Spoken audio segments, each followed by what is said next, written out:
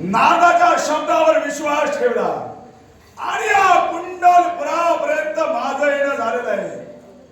पण आपण आल्याची जाणीव कुंडलपूरचे नरेश राजे शिरोद यांना करून द्यावी.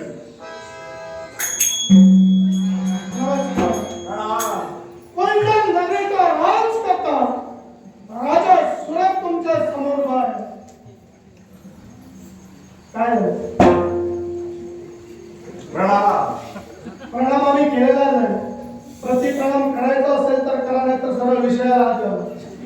तुम्हाला प्रतिप्रणामही करतोय ना परिचय. फक्त केवळ तुम्ही येण्या अगोदर तुमच्या पावलांनी मात्र आम्हाला चाहूल दिली. कोण आपण? याच्याही मुलाशी कारण आहे. कारण आमच्या एका पावलातही खूप क्षमता आणि सामर्थ्य सामावलेलं आहे. असे वाली आणि तारा यांचा पुत्र महाबली अमृत एका समोर आहे. वाली पुत्र अमृत या माझ्या कुंडलपुरापर्यंत कशासाठी? एकाच गोष्टीसाठी. काय? अयोध्या नरेश राजा प्रभू रामचंद्र साप्रत अश्वमेध आम्ही आरंभलेला आहे आणि त्याच अश्वमेधाचा वारू तुम्ही बंदिवान केला आणि त्याच अश्वमेधाच्या मुक्ततेसाठी अंगदाची पावलं या कुंडलपुरापर्यंत पडलेली. अश्वाच्या मुक्ततेसाठी असं तुम्हाला म्हणायचं आहे का? ज्या अश्वाच्या मुक्ततेसाठी जर तुम्ही आला असाल तर अश्व मुक्त होणार नाही. अश्व आम्ही का मुक्त करावा याचं कारण आम्हाला स्पष्ट करून द्या. याचं मनाशी कारण आहे. त्या अश्वाची आम्हाला नितांत गरज आहे. गरज आहे? कारण विचारलंय मी. कारण जो अश्वमेधाचा अश्व आहे तो अश्वाचा मेदन करेपर्यंत आमचा यज्ञ परिपूर्ण होणार नाही. आणि म्हणूनच अश्वमेध परिपूर्ण करण्यासाठी त्या अश्वाची आम्हाला गरज आहे. 1 संवत्सरापर्यंत पृथ्वी दिग्विजय करून हा अश्व पुनश्च तुमच्या अयोध्येत जायला हवा. आणि त्या अयोध्येत गेल्याच्या नंतर ज्यावेळी तुम्ही अश्वाचा मेदन त्या यज्ञात कराल त्याच वेळी हा तुमचा अश्वमेध यज्ञ पूर्ण होणार. बरोबर? रास्त बोलला. एवढं सारं तुम्ही बोलला. आता माझी आशा जरा वाढू लागली. का म्हणू? कारण एवढं सारं तुम्हाला समजतंय म्हणजे आता हळूहळू माझ्या अश्वाची मुक्तता सुद्धा होणार. गैरसमज आहे तुमचा. आशेची निराशा मात्र करू नका. अश्वाच्या माथी जी तुम्ही पत्रिका रेखाटला त्या पत्रिकेचा नेमका भावार्थ काय? नेमका भावार्थ बोलण्याचा मतित अर्थ म्हणजे तुम्हाला माझी ही भाषा समजत नाही की नागरी भाषेचा उपयोग करू? ज्या अश्वाचा तुम्ही बंधन केला त्या अश्वाच्या मस्तकावर रेखाटलेली पत्रिका तुम्हाला आठवत नाही का? मला पत्रिका पूर्णतः आठवते म्हणून तो मी अश्व बंदिवान केलेला आहे. आता तुम्ही जो प्रश्न विचारला त्याचं उत्तर मी तुम्हाला देणार आहे. ऐका. ज्याच्या अंगी शौर्य सामर्थ्य असेल त्यानं त्या अश्वाचं बंधन करावं न पेक्षा मांडलिकत्वाचं प्रभू रामचंद्राला शरण यावं. मग मला सांगा ज्या पत्रिकेत भावार्थच तुम्ही रेखाटला की जो कोणी योद्धा असेल, जो कोणी वीर असेल, जो कोणी पराक्रमी असेल त्याला अश्वाचं बंदिवान करावं न पेक्षा दाती क्रूर येऊ भार खंडणी सहित तुमच्या प्रभूला शरण यावं. मग मला सांगा हो मी अश्व बंदिवान केला मग मी कुठं चुकलो का? तुम्ही कुठेही चुकला नाही. मग तुम्ही बोलता का? तुम्ही अश्वबंधन केला योग्यच केला. पण आता तो सोडा. मी तेच म्हणतोय आम्ही अश्वबंधन केला. तुमचे पराक्रम साऱ्या जगाला पाहिजे. आता तुमचे पराक्रम याच्या पुढे दाखवण्याची गरज नाही. कारण आम्हाला तेवढा वेळ नाही. म्हणजे तुम्हाला असं म्हणायचं आहे हा अश्व मुक्त करून जरा आमचे पराक्रम विश्वाला पाहिले मग मला सांगा हो हा अश्व मुक्त करून देईल माझं मांडलिकत्व तुम्ही स्वीकाराल? अश्वमेधाचा पत्रिका माझ्या प्रश्नाचं मला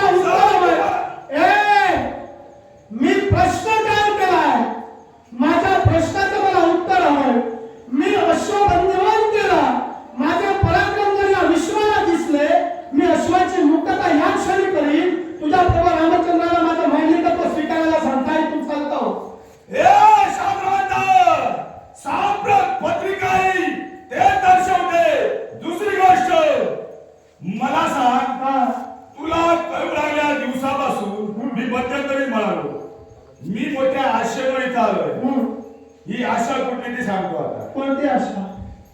तुला कळू लागल्या दिवसापासून ताल तल्लीनं एक निष्ठेने कुठल्या देवाची भक्ती केली? प्रभू रामचंद्राची भक्ती केली. मग प्रभू रामचंद्राची जर तुका भक्ती केली असतीस, मग हा जो यज्ञ आहे तो कुणाचा आहे? हा यज्ञ तो सुद्धा प्रभू रामचंद्राचाच यज्ञ आहे. पण मी त्या देवतेची भक्ती केली याचा अर्थ त्या देवानं माझे पराक्रम दिवसावे असा कधी होत नाही. आणि म्हणूनच मी अश्वमेध निर्माण केलेला आहे. राजा अश्वमेधाचा मुळी होतात आहे. प्रत्येक राजकर्त्याला दिवस हाच मुळी अश्वमेधाचा नियमच आहे. पण याच्याही पूर्वी बरेच अश्वबंधन झाले. बऱ्याच राजकर्त्यांनी त्या अश्वाची मुक्तता सुद्धा केली. तुम्हाला काय अडचण आहे? याच्या पूर्वी सुद्धा अश्वबंधमान झाला. अश्वबंधमान करणारा मी पहिला राजकर्ता नव्हे, होय ना? मग मला सांगा, माझ्याप्रमाणे तुम्हाला विरोध कोणी केला नाही का? निश्चितच बऱ्याच जणांनी केला.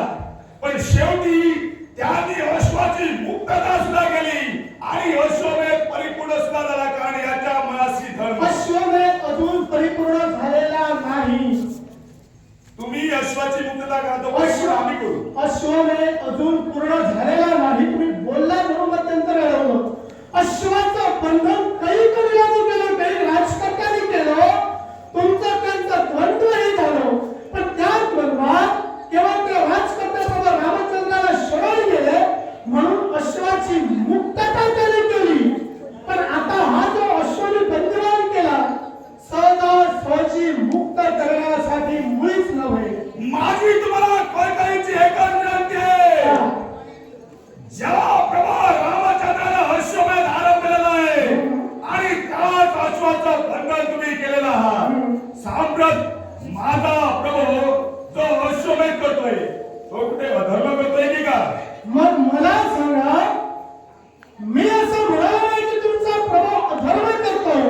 आता धर्म अधर्म पर्यंत जर तुम्ही पोहोचला नसाल तर माझ्या एका प्रश्नाचं उत्तर मला हवं.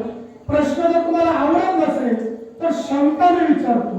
प्रश्नांची उत्तरं मी देणार नाही. मग शंकेचं निरसन करा. फक्त तुमची शंका विचारा.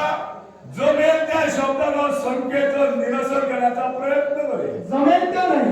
कारण तुमच्या मताप्रमाणे तुम्ही जसं सांगाल तशी उत्तरं मला देता येतील अशातला भाग नाही. फक्त शंका विचारा. मग माझी शंका एकच आहे. कोणती? तुमच्या प्रभू रामचंद्रानं हा जो अश्वमेध यज्ञ आरंभला, हा अश्वमेध यज्ञ आरंभण्यामागचं कारण एकच. काय? राम आणि रावण यांच्यात युद्ध झालं आणि याच्यात ब्रह्महत्या घडली गेली आणि त्याच ब्रह्महत्येचा पातक मस्तकी आलंय आणि म्हणूनच त्या पापाचं क्षरण नाही करता हा अश्वमेध आमच्या प्रभूला आरंभलेला आहे. यात कुठं धर्म आहे तो दाखवून द्या. तुमच्या प्रभूकडून ब्रह्महत्या घडली आणि केवळ त्या ब्रह्महत्येचं महत्त्व कुठेतरी कर्तव्याच्या ठिकाणी आढळू लागलं आणि म्हणून तुमच्या प्रभूनं हा अश्वमेध यज्ञ आरंभलेला आहे. गोष्ट खरी आहे. मग मला सांगा, हत्या कोणाकडून घडली? प्रभू रामचंद्राकडून. प्रभू रामचंद्राकडून हत्या घडली. मग त्या हत्येचं शालन या अखिल विश्वानं काय करावं? याचा एकाकडून घडावं आणि त्या पापाचं प्रायश्चित्त या विश्वानं का भोगावं? याचा मुळाशी कारण आहे. का? विश्वाच्या ठाई प्रभू आमचा श्रेष्ठ आहे. म्हणूनच साऱ्या राजकर्त्यांनी एका छत्राखाली येऊन हे सार्वभौमत्व साम्राज्य सांभाळावं अशी आमच्या प्रभूची इच्छा आहे. म्हणून या साऱ्या विश्वाला त्या यज्ञाच्या साई ठावावून घेतलेलं आहे. ऐका, एक छत्र न्याय सिंहासन स्थापन करण्यासाठी हे जर धर्मकार्य तुमच्या प्रभूने जर आरंभलेलं आहे तर त्या धर्मकार्याला राजा सुरतचा पाठिंबा आहे. पण केवळ ब्रह्महत्या त्यांच्याकडून घडली आणि त्या ब्रह्महत्येचा पातक नाहीसं व्हावं म्हणून जर हा अश्वमेध यज्ञ ते करत असतील तर त्याला मात्र माझा विरोधच आहे. राजकर्ते साम्राज्य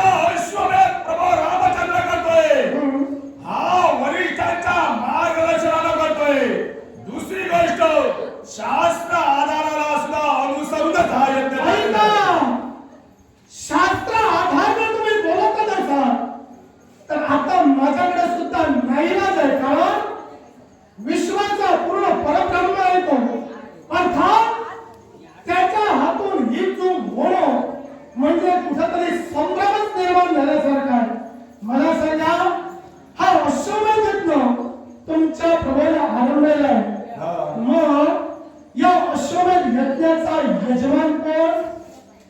हा जो अश्वमेध यज्ञ आरंभलेला आहे, याच यज्ञाचा यजमान साक्षात प्रभू रामचंद्र. प्रभू रामचंद्र. आणि यज्ञाचं यज्ञ कंकण सुद्धा सामटत प्रभू रामचंद्राच्या हाती बांधलेलं आहे. यज्ञाचा यज्ञ कंकण तुमच्या प्रभू रामचंद्राने स्वतःच्या हाती बांधलं आणि हा यज्ञ त्याने आरंभलेला आहे. मग मला सांगा हो, हा जो यज्ञ त्याने आरंभलाय हा धर्मशास्त्राला अनुसरून आहे का? निश्चितच हा जो यज्ञ आहे तो धर्मशास्त्राला अनुसरूनच आहे. विचारपूर्वक उत्तर द्या. मी विचार करूनच बोलतो, बोलून विचार करणारा मी. मग मला सांगा, एखादा पुण्यकर्म करत असताना यज्ञ असो व्रत वैकल्य असो, ती व्रत वैकल्य करत असताना यजमानानं सपत्नीक असावा लागतो. मग मला सांगा, माझ्या माहितीप्रमाणे सीतामाई सांप्रत अयोध्येत नाही. मग या यज्ञाचं यजमानपद तुमच्या प्रभूनं शास्त्राला अनुसरून कसं काय केलं? शास्त्राला अनुसरूनच केलेलं आहे. कसं ते स्पष्ट करून द्या. तुम्हाला हे आम्हाला सांगायचंच नाही. तुम्हाला जर सांगायचं नसेल तर आता हळूहळू तुम्ही जागा सोडला तरी चालेल. जाण्याच्या गोष्टी बोला, आता मी सांगणार आहे. का?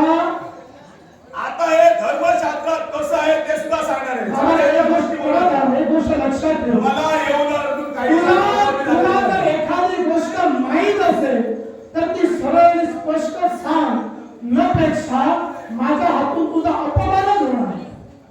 माझा अपमान झाला तरी चालेल, पण मी माझं म्हणणं तेच खरं करणार आहे.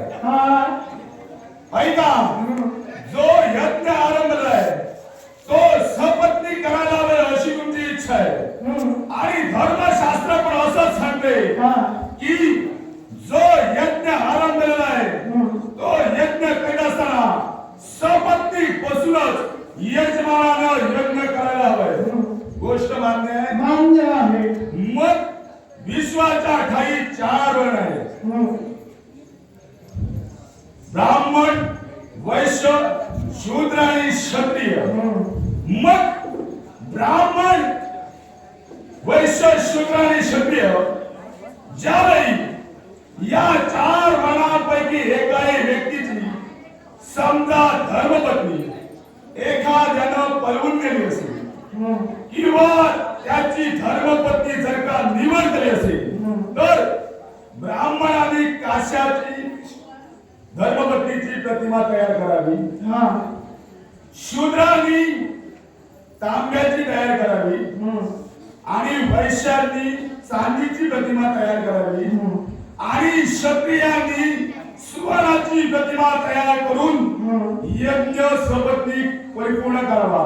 मग आमच्या प्रभूनं जर सुवर्णाची प्रतिमा केलेली सीतामाई आपल्या सोबत घेऊन या यज्ञाला जर सुरुवात केली, या आमचं धर्मशास्त्र कुठे नाही ते सांगा. मग हे तुम्ही धर्मशास्त्रानुसार केलं बरोबर? हो. मग एखाद्या वीराच्या वीरशीला डागाळण्याचा अधिकार धर्मशास्त्राने तुम्हाला दिलाय का?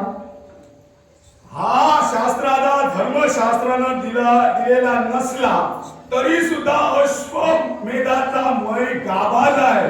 धर्मशास्त्राने जर तुम्हाला अधिकार दिलेला नसेल तर एखाद्या वीराचे पराक्रम, एखाद्या वीराची वीरश्री तुम्ही कधी डागाळू शकत नाही. आता अश्वमेध म्हणजे काय? अश्वमेध म्हणजे काय? पहिला प्रथम अश्वमेध म्हणजे काय हे मी तुम्हाला सांगितलेलं होतं. तुम्हाला जर आठवत नसेल तर अश्वमेध म्हणजे काय हे मी तुम्हाला सांगतो. तुम्ही अश्वमेध म्हणजे काय मला सांगितलं, पण अश्वमेधाचा शेवट हा कोणत्या प्रकारे होतो ते सांगितलं ना. नुसता अश्व सोडला म्हणून अश्वमेध झाला असं ऐका, जो कोणी या समस्त पृथ्वीचा चक्रवर्ती सम्राट बनण्याची इच्छा ठेवत असेल अशा सम्राटानं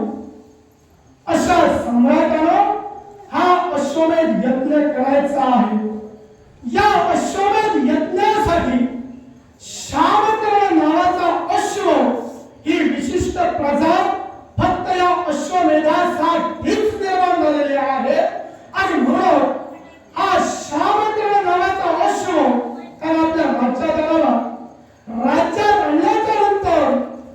प्रथम त्याची पाद्यपूजा करावी.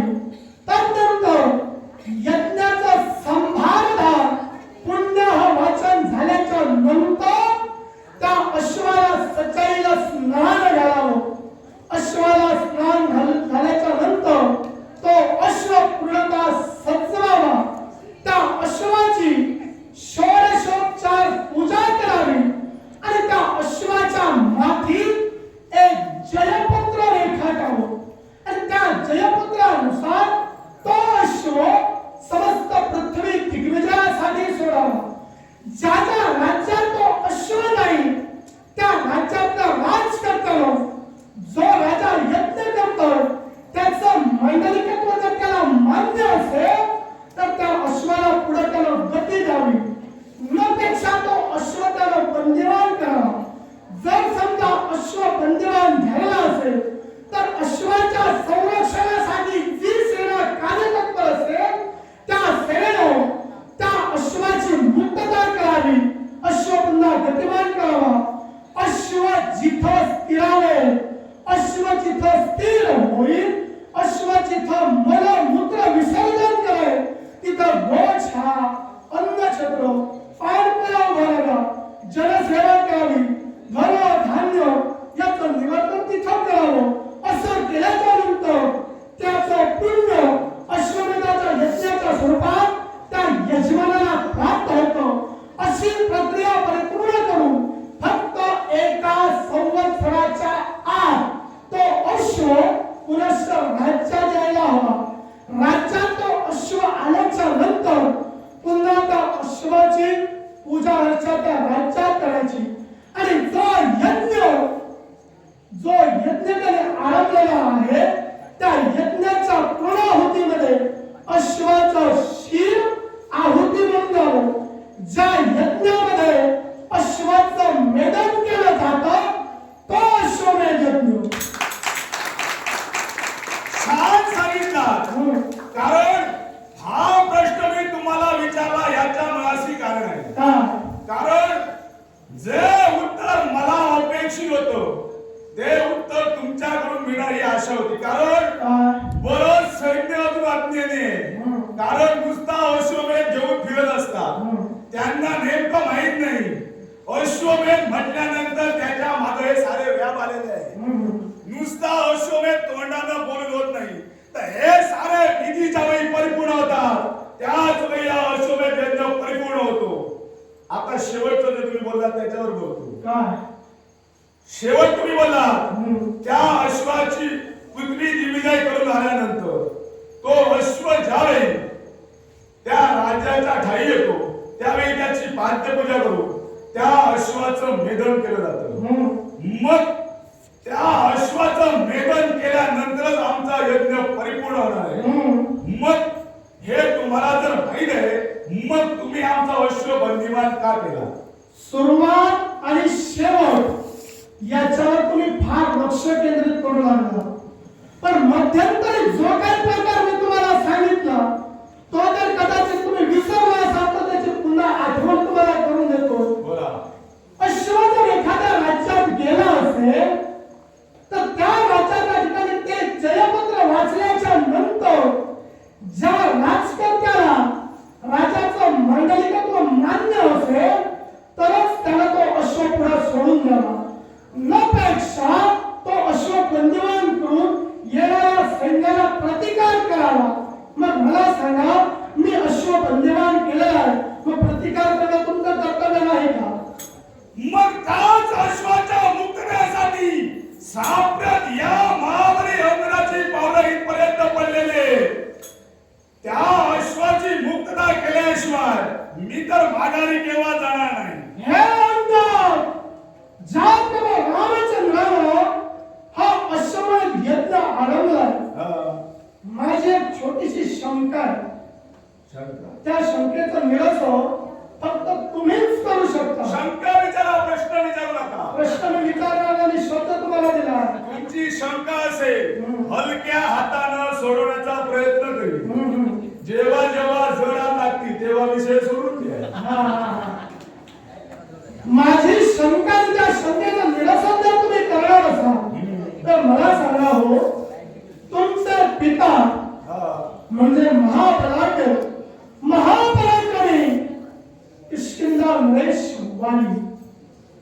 या वालीचा शेवट कोणी केला? माझ्या बापाचा शेवट आणि हा अश्वमेध यज्ञ याचा काय संबंध? प्रश्नाचं उत्तर द्या. संबंध काय आहे तो तुम्हाला माझ्या समजेल. माझ्या बापाचा शेवट प्रभू रामचंद्राने केला हे तुम्हाला माहित आहे. तरी असताना सुद्धा त्यांचा पुत्र महाबली अंगदा प्रभू रामचंद्राच्या ज्यावरती बाजूला आहे त्याप्रमाणे हा प्रश्न आधी तुम्ही मला विचारत नाही. एक गोष्ट लक्षात ठेवा, ज्या गोष्टी मला माहित नाही त्या गोष्टी न लाजता मी विचारतो. कारण ज्ञान हे दिल्यानं वाढतं, कधी कमी होत नाही. मी ते ज्ञान फक्त तुमच्याकडे मागतो. तुम्हाला द्यायचं नसेल तर मला तसं स्पष्ट दे करा. ना. तुम्हाला जर ज्ञानाची अपेक्षा आमच्याकडून असेल तर ते ज्ञान दिल्याशिवाय जाणार नाही. होय ना? मग मला सांगा, तुमच्या पित्याचा शेवट हा प्रभू रामचंद्रानं केला. मग त्या प्रभू रामचंद्राच्या बाजूनं म्हणजे तुमच्या वैराच्या बाजूनं तुम्ही का लढता? याचाही मुळाशी कारण आहे. का? तो म्हणजे स्वाभिमान. कोणता स्वाभिमान? एकच, राजामध्ये तेर निर्माण होणं आणि जागेवरून जर वाद निर्माण झाले तर स्वतःचा भाऊ भावाला भाऊ सुद्धा म्हणत नाही. जसं तुम्ही आता हे आमच्या बाबतीत अडथळे निर्माण करता तसेच अडथळे निर्माण भावाभावात झाले आणि म्हणूनच प्राप्त परिस्थितीमध्ये ज्यावेळी माझे पिता म्हणजे वाली आणि माझे काका म्हणजे सुग्रीव यांच्या ज्यावेळी राज्यावरून तह निर्माण झाला त्याच वेळी माझ्या पित्याने आपल्या स्वतःच्या स्वाभिमानाखाली स्वतःचा शेवट स्वतःवर ओढवून घेतला. अर्थात प्रभू रामचंद्रानं त्या ठाई माझा पिता अधर्म मार्गाने वागत असल्या कारणानं प्राप्त परिस्थिती त्यांनी त्यांचा शेवट केला. याचा अर्थ माझा बाप हा अधर्मी नव्हता, कारण माझा बाप हा धर्मी होता. कारण माझ्या बापाचा कोणी जन्म आगळ्या पद्धतीने झाला. सांप्रत 33 कोटी देवतांचे अधिपती देवराज देवेंद्र यांचा पुत्र वाले. आता आमच्या घरचा संबंध आला म्हणून हे सांगतोय, नाहीतर पुन्हा म्हणाल या तुझ्या घराचा इतिहास ऐकायला मला वेळ नाही. थोडे लक्षात ठेवा, साऱ्यांचं ऐकण्यासाठीच मी कहून ऐका. वेळ लागला तरी चालेल. बोला. वृक्षरजस नावाचा ब्रह्मदेवाचा पुत्र वानरूपी स्वरूपानं याला वानरूपी स्वरूप प्राप्त झालं आणि हा वानरूपी स्वरूपानं फिरत असताना शिवलोकाच्या ठाई जाण्यासाठी तो तत्पर झाला. शिवलोकाच्या ठाई गेल्यानंतर वाटेत असताना त्याला सरोवर दिसलं आणि त्याच सरोवराच्या ठाई स्नान संध्या करण्यासाठी सरोवराच्या ठाई उतरला असताना त्याच रुद्रक्षक ब्रह्मदेवाच्या पुत्राला स्त्री स्वरूप प्राप्त झालं आणि ते स्त्री स्वरूप प्राप्त झाल्या कारणानं प्रत्यक्ष साक्षात देवतांचे अधिपती इंद्र आणि सूर्यदेव स्वर्गातून नमन निघत असताना सांप्रत त्यांना स्त्री रूपातील हा ब्रह्मदेवाचा पुत्र दिसला आणि त्यांनी त्या पुत्रावर अर्थात स्त्री रूपी त्या वृक्षरज पुत्रावर त्यांची नजर गेली आणि स्त्री रूप पाहून दोघेही त्यांच्यावर खायला गेले आणि त्याच सूर्यदेवांच्या मस्तकांचे आणि इंद्राच्या मस्तकाचे आणि सूर्यदेवांच्या ग्रीवेचे असे दोन्ही स्पर्श त्यांच्या मस्तकावर झाले आणि तिथंच दोन पुत्र जन्माला आले. इंद्राचा पुत्र म्हणून वाली आणि सूर्याचा पुत्र म्हणजे सुग्रीव होय. याच्या पुढे दोन्ही पुत्र सुखांना राज्य करत होते. याच्या नंतर ब्रह्मदेवांना ज्यावेळी समजलं की आपल्या पुत्राला स्त्री रूप प्राप्त झाले त्यांनी पुनश्च त्यांना पुरुष रूप दिलं आणि याच्यानंतर पुढे जाऊन ब्रह्मदेवांनी त्यांना किष्किंधेचं राज्य दिलं आणि त्यानंतर प्रत्यक्ष इंद्रदेवाला सुद्धा एक पुष्पमाळ माझ्या पित्याला दिली. त्या पुष्पमाळेचं एवढं महत्व होतं की ती पुष्पमाळ जोपर्यंत माझ्या पित्याच्या कंठी असेल तोपर्यंत समोरचा योद्धा किती शक्तिशाली असू द्या प्रत्येक शत्रूवर मात करण्याची ताकद हिंमत ही माझ्या पित्यात होती आणि त्याच्यानंतर ज्यावेळी किष्किंधेचे अधिकार सारे माझ्या पित्याला दिले गेले आणि राजा ते निर्माण झालं आणि त्याच्यानंतर बंधू वाद निर्माण झाले आणि माझे पितामध्ये वाली आणि सुग्रीव यांच्यात भेद निर्माण झाला आणि सुग्रीव ऋषमुख पर्वताच्या ठिकाणी राहू लागला. याप्रमाणे हा माझ्या घराचा इतिहास आहे. भांडणापर्यंत सांगितलं, याच्या पुढचं मी सांगणार नाही. म्हणजे मला एकच निष्कर्ष यातून काढावासा वाटतोय, तुम्ही हे जे काही करता हे तुमच्या पित्याच्या स्वाभिमानासाठी करता, होय ना? तुम्ही जे बोलणार ते तुम्ही सांगा, मी तुम्हाला मध्ये काही विचारलं नव्हतं. नाही. याच्यामुळे जे तुम्हाला मांडायचं आहे ते तुम्ही सांगा, मला बोलायचं आहे ते मी सांगणार आहे. मी फक्त शंका उपस्थित करतोय, निरसन करण्याचं कामच तुमचं आहे. हे जे काही तुम्ही करता हे स्वाभिमानासाठी हो किंवा नाही? निश्चितच निश्चित नाही, हो किंवा नाही? स्वाभिमानासाठीच करतो. स्वाभिमानासाठी जर तुम्ही करत असाल तर मी करतोय ते कशासाठी करतोय? मान्य आहे. मान्य आहे, मी करतोय ते कशासाठी करतोय? तुम्ही जरी तुमच्या स्वाभिमानासाठी करत असला तरी सुद्धा ज्याप्रमाणे त्या यज्ञाच्या काही अश्वमेधाची आहुती दिली जाते त्याचप्रमाणे ज्या राजकर्त्यांच्या काही आम्ही शिष्टाई घेऊन जातो ते वैक्रिय तर ती न पेक्षा त्यांच्याही शिराची आहुती आम्ही जिथे या पत्रिकेत मिळाचे पराक्रम दिवसले गेले तिथं तुमची शिष्टाई आणि सामर्थ्य संपला. याचा पुढे होणार ते फक्त आणि फक्त युद्ध होणार आहे. पण साम्राज्याची शिष्टाई घेऊन तुझ्या समाजात झाले तर साधा साधी मागायला जाणार नाही. आणि तू जाऊन माझ्या समोर मागणी जात नशील आणि माझ्या प्रश्नाचं मला समोर उत्तर मिळत नसेल तर मला तुझी गरज नाही. जा तुझ्या प्रभूला पाठव, प्रत्येक प्रश्नाचं उत्तर तुझ्या प्रभूकडून हा राजा सुरत घेतल्याशिवाय राहणार नाही. अश्वसंरक्षणाची जबाबदारी साम्राट आम्ही घेतलेले, जोपर्यंत आम्ही आहोत तोपर्यंत प्रबळ आमच्या जगात केव्हा देणार नाही. अश्व संरक्षणाची जबाबदारी जर तुम्ही तुमच्या हाती घेतलं तर ज्या वीरानं अश्व रोखला, ज्या वीरानं अश्व बंदिवान केला त्याच्या संख्येचं निरसन करण्याची जबाबदारी सुद्धा तुमचीच आहे. काही स्वतःच्या पराक्रमाच्या बळावर अश्वाला मुक्त करून मी घेऊन जाणार. आणि देवीचं पराक्रम माझ्या सुराच्या बाबतीत तू दाखवत असेल तर हा तुझा गावाचा हत्यार. लहानपण देगा देवा, लहानपण देगा देवा, मुक्तीचा घरे चालवा. लहानपण देगा देवा,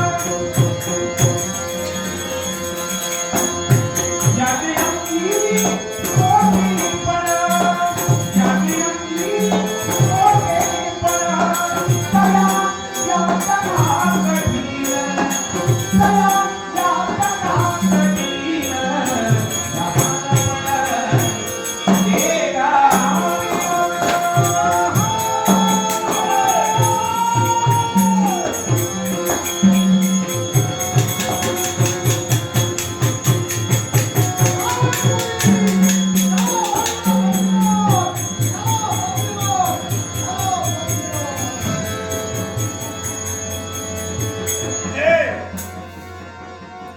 नको रे, ए सोड रे, ए राजा सुरत. येण्याअगोदर विचार केला होतास? येण्याअगोदर तू विचार केला नाहीस म्हणून हा प्रकार तुझ्या बाबतीत. ए राजा सुरत, हा, जाईन मी परत, सोड मला. तू परत असा जाणारच नाही जोपर्यंत माझी आज्ञा तुला जात नाही. तू इथून माझ्या राज्यातून जाऊ शकत नाही. सैनिक हो, त्याला बंदिवान करून ठेवा, त्याला बंदिवान करून ठेवा. ए, ए, सोड रे.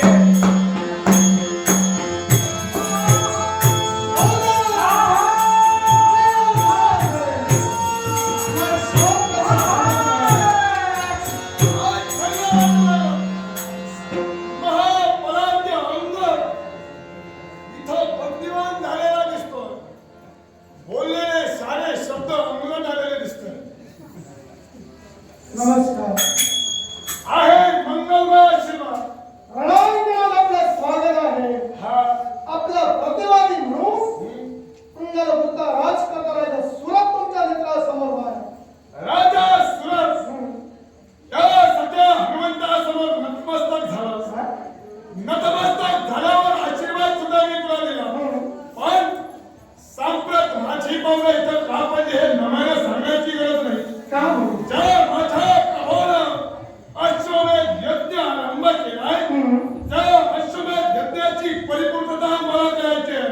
आणि तो सांप्रत अश्व तू बंदिवान केला. तुझ्या प्रभावानं चाललेला अश्वमेध यज्ञ तो कुठेतरी खंडित होतोय. म्हणून तुला सदा हनुमंत सांगतोय अश्वाची मुक्तता व्हायला हवी. देवा, हा तुझ्या आज्ञेचा अपमान मी केव्हाही करणार नाही. पण हा जो अश्व मी बंदिवान केला याच्या मागे कारण फार वेगळे आहे. आणि जोपर्यंत ते माझं ध्येय पूर्ण होत नाही तोपर्यंत या अश्वाची मुक्तता होणे नाही. आणि कायची उद्दिष्ट तुला तुझी साध्य करायचे आणि म्हणूनच अश्वमेधाचा अश्व तू बंदिवान केलाय. ज्याप्रमाणे रामचंद्राची एक निष्ठेनं एक दानदलितेनं आम्ही सतभक्ती केले त्या देवाचं दर्शन मला होय. आणि म्हणून आतापर्यंत मी अट्टहास करतो किंवा त्या प्रभू रामचंद्राचं दर्शन मला होय. पण केवळ कर्तव्यासाठी या राष्ट्रेश्वर आल्याच्या नंतर या यज्ञाश्वासांची गाठ पडली. पण त्याच्या माथी रेखाटलं ते जयपत्र आणि त्या जयपत्रात जी वीराला दूषण तुम्ही दिला ती दूषण मला मान्य नाही. म्हणून अश्वमी बंदिवान केलेला आहे. राजा सुरत कलुराजा त्यापासून एक कथाल पर्यंत प्रभू रामचंद्राची भक्ती तुझ्या करवी घडली. ध्यानी म्हणी स्वप्नी चिंतनी आचरी शयनी भोजनी त्या प्रभूला पुजण्यासाठी तू तत्पर ठरला. तो प्रभू आजपर्यंत बुद्धिवंत स्वरूपात तुझ्यासमोर अवतीर्ण केव्हाही झाला नाही. मग सोडलेला अश्व तुला फक्त निमित्त मिळालं जेणेकरून त्या अश्वाच्या संरक्षणार्थ प्रभू इथवले. राजा सुरत देव हे कसोटीचे कोडे देव हे कसोटीचे कोडे भक्ताला उंच अशा कड्यावर उभं करतात. त्याच्यातून त्याचा कडेलोट करतात आणि त्यातूनही भक्त त्याचा उतराही ठरला असेल तर मूर्तिमंत स्वरूपानं देव भक्ताला दर्शन दिल्याविनाच नाही. मग त्यासाठी अश्व बंधन करणं हा पर्याय नव्हे. हनुमंता, मान्य कर मला. सद्भक्ताला सद्भक्ती करावी. देवाने त्या भक्ताची कसोटी पाहावी आणि तत्तंत त्याला दर्शन द्यावं. तर एक निष्ठेनं नवविधा प्रकाराने मी त्या परमेश्वराची भक्ती केली. पण आतापर्यंत त्याने मला दर्शन दिलं नाही. माझं काही बंधन नाही. मी कुठेतरी भक्ती करण्यात कमी पडलो असेल. पण त्या तुझ्या देवानं हा अश्वमेध यज्ञ आरंभलाय. मग या अश्वमेध यज्ञात एखादा वीराच्या पराक्रमाला दूषण देणं हे तुमच्या देवाला मी शोधतोय का? राजा सुरत माझ्या देवाला त्रासवू नये. अश्वमेध करणारा राजा माझा देव माझा प्रभू पहिलाच नव्हे. याच्या पूर्वी सुद्धा अश्वमेध यज्ञ झाले. मृत्यू लोकांच्या ठिकाणी मरुत राजकर्त्यानं पहिला अश्वमेध यज्ञ केला. त्याच्या पूर्वी सांगायचं झालं तर सत्य लोकांच्या ठिकाणी सुद्धा अश्वमेध यज्ञ झाला. मग मरुत राजानं ज्या प्रमाणे पत्रिका रेखाटली त्या प्रमाणे पत्रिका रेखाटण्यासाठी माझा प्रवास सुद्धा तत्पर ठरला. मग त्यात काही आम्ही वावग केलं का? ज्याप्रमाणे मरुत राजानं पत्रिका रेखाटली त्याप्रमाणे प्रभू रामचंद्रानं पत्रिका रेखाटली असं तुम्ही सहज बोलून मोकळे झाला. आता हा अश्वमेध यज्ञ करण्यामागचं खरं कारण मला तुमच्याकडून हवं. अश्वमेध करण्यामागचं खरं कारण जर काय असेल तर सारे क्षत्रिय एक क्षत्रिय व्हावे. केवळ सम्राट पद अयोध्येत राहावं यासाठी हा अश्वमेध यज्ञ पृथ्वी दिग्विजयासाठी सोडला. अश्वमेधाची कारण बरीच आहेत. जो येतोय तो वेगळं वेगळं कारण सांगतोय म्हणून संभ्रम निर्माण झाला. एक कारण सांगितलं दुसरंही कारण हवं असेल तर ब्रह्महत्या. ब्रह्महत्या कोणती असेल? लंकाधीश रावणाचा शेवट प्रभू रामचंद्राच्याकडून घडला आणि ती ब्रह्महत्या कुठेतरी बोचू लागली आणि म्हणून त्यासाठी सुद्धा हा सामगर्भ सोडलेला आहे. काय म्हणायचं आपल्याला? म्हणजे हा जो अश्वमेध यज्ञ तुम्ही करता आहात ब्रह्महत्येचं महत्त्व तुमच्या प्रभूच्या माथी येऊ नये म्हणून हा अश्वमेध यज्ञ तुम्ही करता. मग हे म्हणता या यज्ञाशिवाय सुद्धा असा एक पर्याय विश्वाच्या ठाई अजून शाश्वत आहे.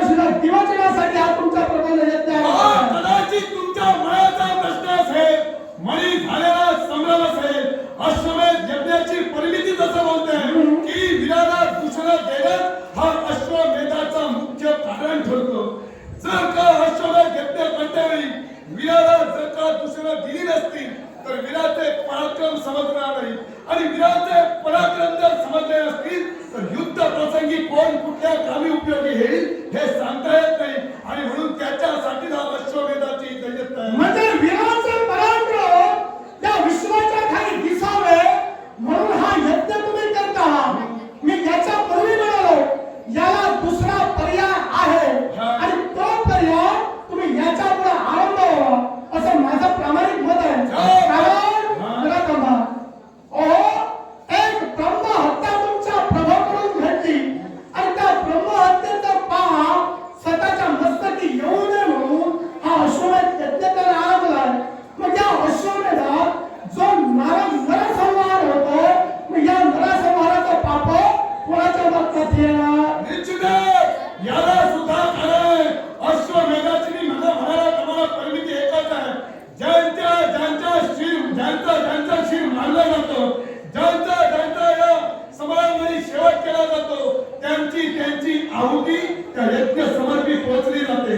दुसरी गोष्ट केवळ नरसंहार केला जात नाही मग जिथं अश्व थकला जातो तिथं धर्माची सुद्धा कार्य केली जातात. म्हटल्यानंतर ते सुद्धा पुण्य संचय या माझा प्रभू रामचंद्र यांच्या मागे येईल म्हणून नरसंहार करून तो पुण्य संचय जर तुम्हाला मिळवायचा असेल अशा पुण्य संचयाचा मी धिक्कार करीन. दुसरा पर्याय मी तुम्हाला सांगतोय आणि याच्या पुढे तुम्ही तो पर्याय अवलंबा. या विश्वाच्या घाई ब्रह्महत्या, बाळहत्या, स्त्री हत्या आणि गोहत्या या 4 हत्या म्हणजे महत् पाप गणलं गेलं आणि या 4 हत्यांचं पातक ज्यावेळी एखाद्या मनुष्याच्या मस्तकी येतो त्यावेळी ते पाप धुवून काढण्यासाठी प्रत्येकानं काय करावं माहितीये का? गंगात्री जेव्हा सकाळी स्नान करावं, केश खंडन करून संकल्प करावा आणि तो संकल्प केल्याच्या नंतर ब्राह्मण द्वारा लक्ष गायत्री पुरस्चरण करावं. और ज्या गायत्री पुरस्चरणावर ब्रह्महत्या, बालहत्या, गोहत्या आणि स्त्री हत्या या हत्येचं पातक धुतलं जातं. मग या ब्रह्महत्येचं पातक त्या गायत्री पुरस्चरणाला दूर होणार नाही का? मग हे व्रतवैकल्य ही यज्ञ कर्म देवतांनी निर्माण केली होय ना. मग तो यज्ञ हा अश्वमेधाचा यज्ञ सुद्धा निर्माण झाला तो स्वर्गलोकाच्या ठिकाणी. मग देवतांनी जर का व्रतवैकल्य यज्ञ कर्म निर्माण केली असतील आणि त्याचा आचरण जर का मृतभूमीत जन्माला आलेल्या मानवाने केलं असेल तर त्या यज्ञ कर्माचा उपयोग तरी का? देवतांनी व्रतवैकल्य निर्माण केली पण अशी व्रतवैकल्य जिच्या नाव नरसंहार घडलं असेल तर अशी व्रतवैकल्य राजा सुरातला मान्य नाही आणि जोपर्यंत तुमचा प्रभू रामचंद्र इथपर्यंत येत नाही तोपर्यंत अश्वाची मुक्तता अश्वमेधाचं यज्ञ कंकण माझ्या प्रभूने आपल्या हाती बांधलं. तो प्रभू तुझ्या या अश्वमेधाच्या मुक्ततेसाठी येणार नाही. हा सखा हनुमंताचा इथं तो हा अश्वमेधाचा वर घेऊन जाण्यासाठी मी केलेली सद्भक्ती निस्वार्थी जर असेल तर तुझ्या प्रभू रामचंद्रालाच काय 33 कोट देवदेवताला सुद्धा या माझ्या पुण्य नगरीत मी उतरायला भाग पाडेन. मला पाहायचाच आहे. तुझी जर का भक्ती श्रेष्ठ असेल तर तुझी भक्ती तुझ्या पद्धतीने पडावं. हा सखा हनुमंत प्रभू रामचंद्राची केलेली एक निष्ठतेने भक्ती मी सुद्धा माझी भक्ती बनवणार. मी तुला समजेन हा जो वाद सुरू आहे हा वाद अश्वमेधासाठी नव्हे तर केवळ 2 भक्ती तत्व एकामेकासमोर करताय आणि या भक्ती तत्वात कोणतं भक्ती तत्व श्रेष्ठ करतो हे मला सुद्धा प्रत्यक्षात सांगायचं. तुझा भक्ती तत्वाने का श्रेष्ठ ठरलं असेल निश्चितच तुझ्या भक्ती तत्वासमोर नतमस्तक सकाळवंत होईल. पण तुझा भक्ती तत्व कुठेतरी कमी पडला असेल तर तुला मात्र तलवार कंडलीचं शरण